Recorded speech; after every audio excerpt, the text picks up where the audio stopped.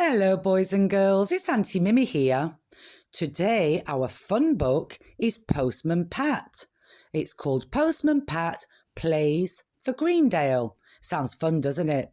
If you've not already subscribed to the channel, please do so now. Then sit back, get comfortable and let's begin.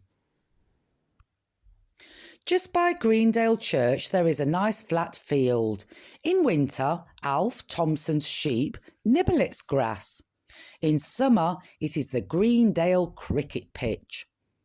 Alf takes his sheep up on the hills. Miss Hubbard comes with the mower to cut the grass, and Peter Fogg comes on his tractor with the big roller to roll it flat. All summer the games go on.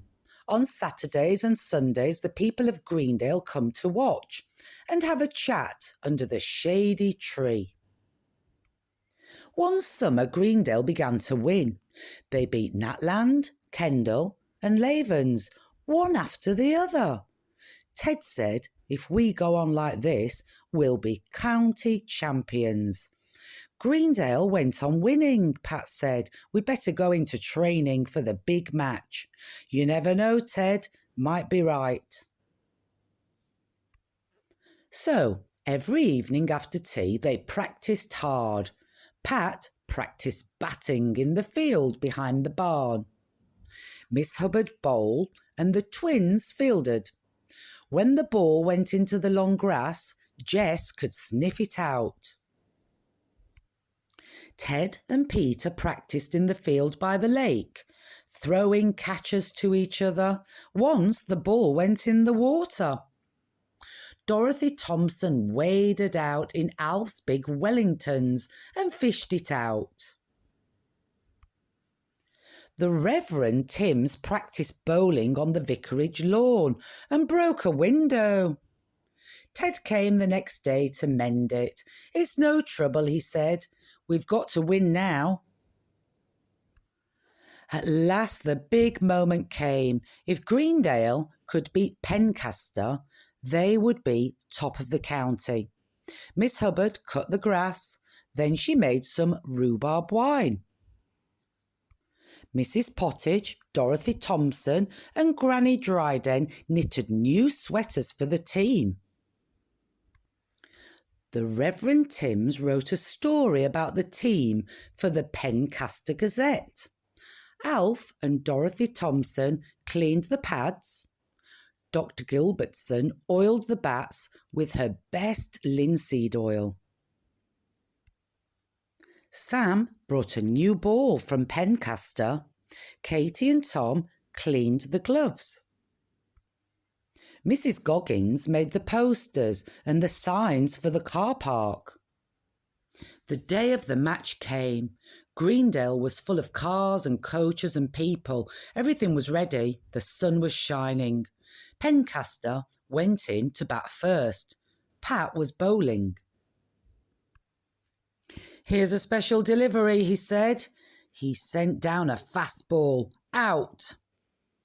And the ball will come first class. Out. 2 out in the first 10 minutes. Not bad. Pencaster battled well, but in the end they were all out for 250 runs. It was Greendale's turn to bat. Ted and Sam were first men in. Ted hit a boundary into the vicarage garden. There was a sound of glass breaking. Oh dear, said Pat. There's another job for Ted. It was a good game. Pat and Alf were the last men in to bat. They needed 51 runs to win. Alf hit 2 sixes. Now Pat was at the wicket. They only needed 39 runs. Pat will do it, you'll see, said Granny Dryden. Her knitting needles were going at top speed. Miss Hubbard began to open the rhubarb wine. Mick Waters was Pencaster's demon bowler. He sent a spinner at Pat. Pat hit it hard. Away it went over the trees. It splashed down in Alf's pond. 6. Another ball. It was one of Mick's best. Pat hit it into the churchyard. Where was the ball? The fielders could not find it.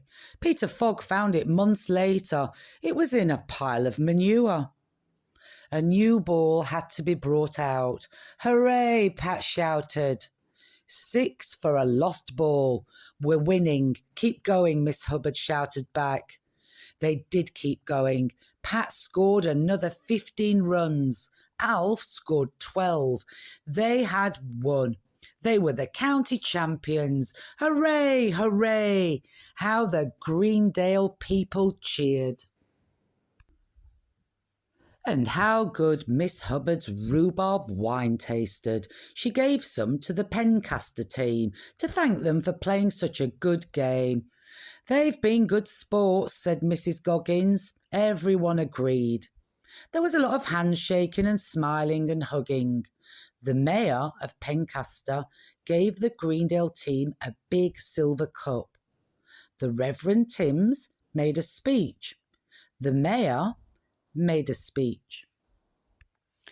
They all had tea and cake and paste sandwiches. Then it was time to go home.